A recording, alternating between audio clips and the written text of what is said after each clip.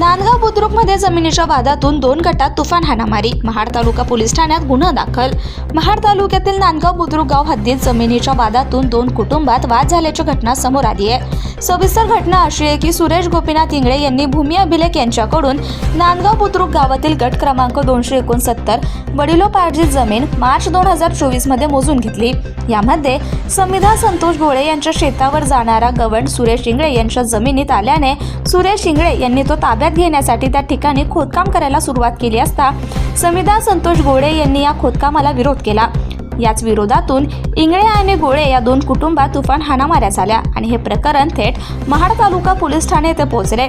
सुरेश गोपीनाथ इंगळे यांनी पोलिसांना दिलेल्या माहितीनुसार दिनांक 5 डिसेंबर 2025 रोजी सकाळी 11 वाजता भाऊ सुनील इंगळे, मुलगा सुशांत इंगळे, पत्नी सुचिता इंगळे, भाऊजाई अर्चना इंगळे, पुतणी युती इंगळे हे शेतावर काम करत असताना संविधा संतोष गोळे, रजत हनुमंत गोळे आणि अवधूत संतोष गोळे यांनी काठीने आणि हाताबुक्क्यांनी मारत शिवीगाळ केल्याची तक्रार केली.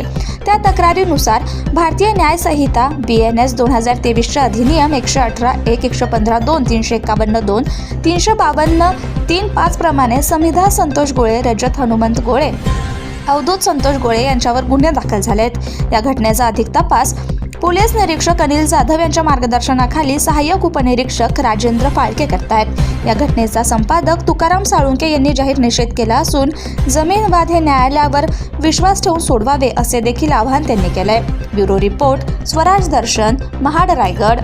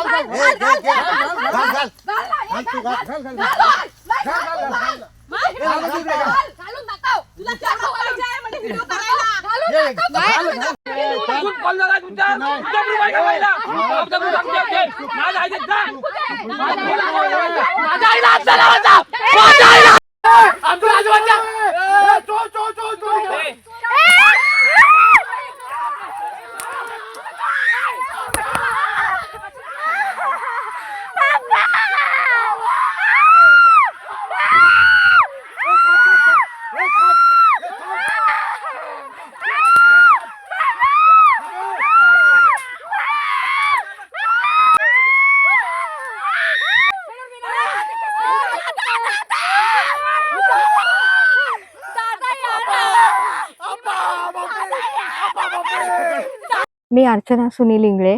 इथे आमची नांदगाव बुद्रुक या हद्दीमध्ये आमची जमीन आहे. आम्ही राहतो नात्यामध्ये.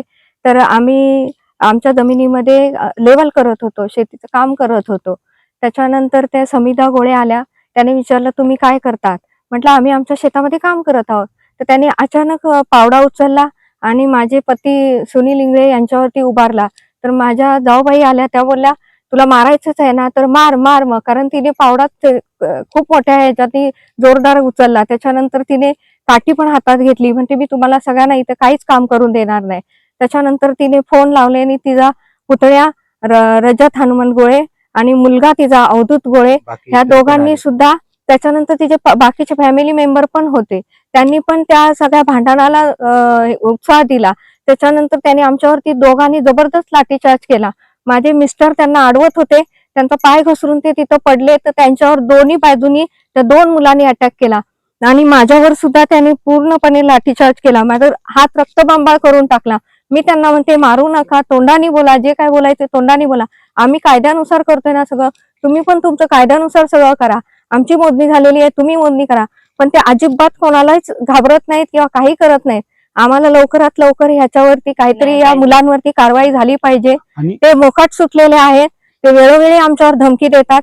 त्यांचे इतर नातेवाईक पण आहेत, जसे की त्यांचे भाचा इथं असतो रुपेश घाडगे, तो पण इथे उभा राहून बोलतो, मी नव्हतो म्हणून, नाही तर यांना ठार मारली असती एकाला.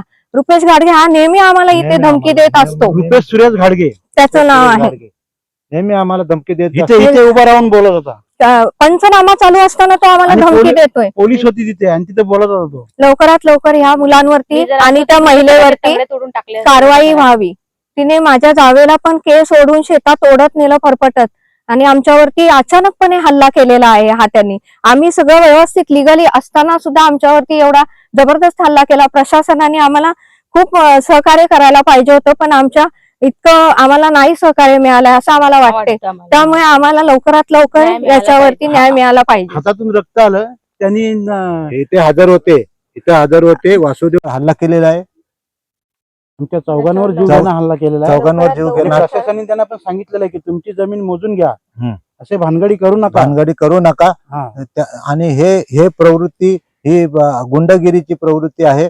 याने आमच्या जीवामध्ये घबराट निर्माण झाली आहे.